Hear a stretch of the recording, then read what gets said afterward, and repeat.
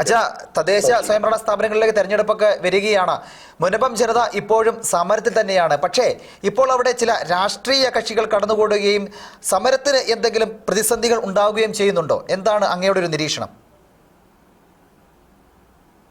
ഞാൻ ഇപ്പോൾ കേൾക്കുന്നത് അവിടുത്തെ കൺവീനർ, ഭൂസംരക്ഷണ സമിതിയുടെ കൺവീനർ ഇതിന്റെ UDFന്റെ സ്ഥാനാർത്ഥിയാകുന്നു എന്ന വാർത്ത കേൾക്കുന്നു. അത് വളരെ തമാശയായിട്ട് തോന്നുകയാണ്.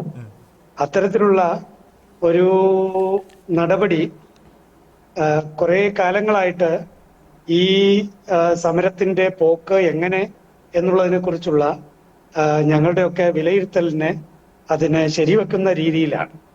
അതായത് ഈ കോൺഗ്രസ് കൊണ്ടുവന്ന ഒരു നിയമം മൂലമാണ് ഇവിടെ ഈ ജനം കഷ്ടത്തിലായത്. കോൺഗ്രസ് കൊണ്ടുവന്ന വഖഫ് നിയമം അത് ദുരുപയോഗം ചെയ്ത് ഇവരുടെ ജീവിതം വളരെ ദുരിതത്തിലാഴ്ത്തി. അങ്ങനെ കോൺഗ്രസിന്റെ നിയമനിർമ്മാണം മൂലം പ്രശ്നമുണ്ടായ ഒരു ജനത, ഇനി ഈ ജനത ഇതേ കോൺഗ്രസിന്റെ ആളുകളാണ്. റഷീദ് അലി തങ്ങൾ, ഈ UDFന്റെ ഭാഗമായിട്ടുള്ള റഷീദ് അലി തങ്ങളാണ് ഇതിലേക്ക് എഴുതി ചേർത്തത്. ഈ പറയുന്ന ഒരു വഖഫ് ബോർഡ്, വഖഫ് ആസ്തി പട്ടികയിലേക്ക് മുനമ്പത്തെ എഴുതി ചേർത്തത് അവിടെയുള്ള ഈ പറയുന്ന UDFലെ ആളുകളാണ്. ഇതേ UDFകാരാണ് 2022 ഈ നിയമസഭയിൽ എഴുന്നേറ്റെന്ന് ചോദിച്ചത്. അവിടെ അവർക്ക് കരമടക്കാൻ അനുവാദം കൊടുത്തത് എന്തിനാണ്? അത് വഖഫ് പ്രോപ്പർട്ടി അല്ലേ എന്ന് ചോദിച്ചതും ഇതേ UDF ആണ്. ഇതേ UDF തന്നെയാണ് ഇതുവരെ ഇവർക്ക് വേണ്ടി ഒരു ശക്തമായ സമരവും ഇവിടെ നടത്താതെ സർക്കാരുമായി ഒളിച്ചുകളി നടത്തിയിട്ടുള്ളത്. ഈ UDFന്റെ സ്ഥാനാർത്ഥിയായിട്ടാണ് ഇപ്പറയുന്ന മുനമ്പത്തെ കൺവീനർ ആകുന്നതെങ്കിൽ ഒന്നാലോചിച്ച് നോക്കൂ, ആ ജനത്തെ ഇവർ വഞ്ചിക്കുകയല്ലേ. ഞാന് അവിടുത്തെ വികാരി അച്ഛൻ സംസാരിക്കുന്നതായി ഇന്നലെ കേട്ടത്. അതായത് ഇന്നലെ അവര് 400-ാം ദിവസമായിരുന്നു സമരത്തിന്റെ. അതിന്റെ ഭാഗമായിട്ട് വികാരി അച്ഛൻ മീഡിയയോട് പറഞ്ഞത് നമ്മളെല്ലാവരും കേട്ടതാണ്. വികാരി അച്ഛൻ പറഞ്ഞത്, ഒന്നുകിൽ ഞങ്ങൾ വോട്ട് ബഹിഷ്കരിക്കും, അല്ലെങ്കിൽ ഞങ്ങൾ സ്വതന്ത്ര സ്ഥാനാർത്ഥിയെ നിർത്തും. അങ്ങനെയാണ് അവിടുത്തെ വികാരി അച്ഛൻ പറഞ്ഞത്. പക്ഷെ ഇപ്പൊ മനസ്സിലാകുന്നു, ഭൂസംരക്ഷണ സമിതിയുടെ കൺവീനറായിരിക്കെ ഒരാൾ UDFന്റെ ലേബലിൽ മത്സരിക്കാൻ തയ്യാറാകുന്നുണ്ടെങ്കിൽ അത് അങ്ങനെ മനസാ വാചാ കർമ്മണ അറിയാതെ സംഭവിക്കുന്നതല്ല. ഇതെല്ലാം വളരെ വ്യക്തമായ മാസങ്ങളായുള്ള ഗൂഢാലോചനയുടെ ഭാഗം തന്നെയാണ്. സത്യത്തിൽ മുനമ്പം ജനതയെ വഞ്ചിക്കുന്ന ഏർപ്പാടാണ് അത്തരത്തിലുള്ള വാർത്തകൾ പുറത്തു വരുമ്പോൾ. ഇത് UDFന്റെ ഭാഗത്ത് നിന്ന് ആണ് ഈ വാർത്തകൾ പുറത്തു വരുന്നത്. എറണാകുളം ജില്ലാ പ്രസിഡന്റ് ശ്രീ ഷിയാസ് ആണ് ആദ്യം ഈ പ്രസ്താവന നടത്തിയത്. ഇപ്പോ UDFന്റെ ഭാഗത്ത് നിന്ന് ഈ ന്യൂസ് വന്നിരിക്കുന്നു. സമരസമിതി പറഞ്ഞതായിട്ടൊന്നുമില്ല, പക്ഷേ കഴിഞ്ഞ ഏതാനും ദിവസങ്ങളിലായി ഇത്തരം ചർച്ചകൾ നടക്കുന്നുണ്ടായിരുന്നു എന്ന ആ അറിവ് എനിക്ക് കൃത്യമായിട്ടുണ്ടായിരുന്നു. അത് പല തലങ്ങളിലായി ചർച്ചകൾ നടക്കുന്നുണ്ടായിരുന്നു.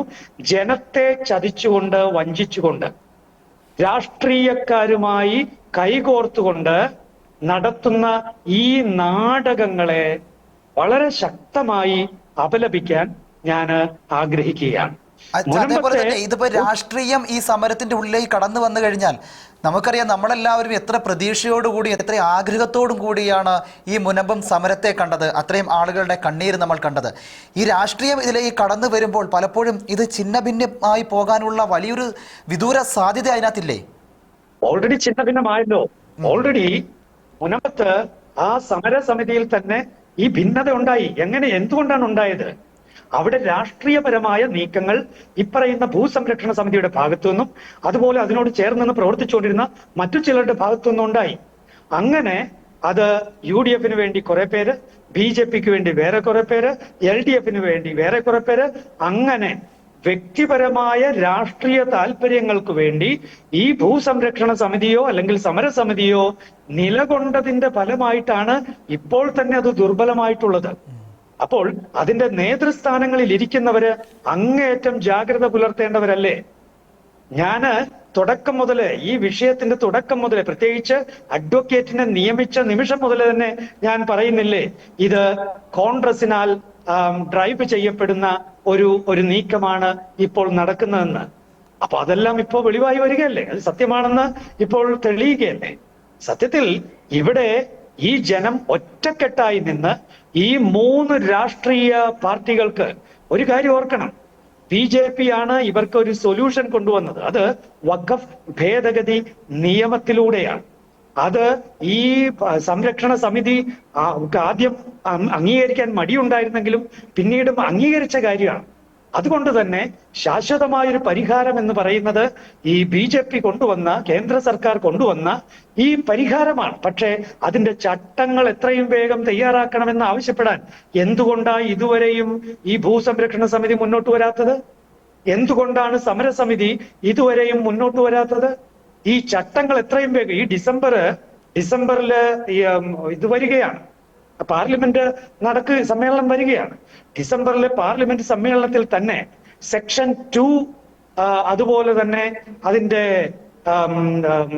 സെക്ഷൻ 2 അതിന്റെ ചട്ടങ്ങൾ തയ്യാറാക്കണം എന്ന് ഇവരാവശ്യപ്പെടാത്തതിന്റെ കാരണം മനസ്സിലായില്ലേ? കാരണം അത് കോൺഗ്രസിനെ ചൊടിപ്പിക്കും എന്നിവർക്കറിയാം. അപ്പോ ഇത്തരത്തിൽ UDF വേണ്ടി വിടുവേല ചെയ്യുന്ന ബുദ്ധിയില്ലാത്ത ഒരു കൂട്ടരായി ഇപ്പോൾ ഭൂസംരക്ഷണ സമിതി മാറുകയാണ്. ഇതിന്റെ ഉത്തരവാദിത്തപ്പെട്ടവർ UDF സ്ഥാനാർത്ഥിയായി നിന്നാൽ അതിന്റെ അർത്ഥം മറ്റൊന്നുമല്ല, ആ ജനത്തെ ഇവർ വലത്തു രാഷ്ട്രീയത്തിന്റെ പേരിൽ ചതിച്ചിരിക്കുന്നു എന്നാണ് അതിന്റെ അർത്ഥം. വളരെ കഷ്ടം എന്നേ പറയാനുള്ളൂ, വേറൊന്നും പറയാനില്ല.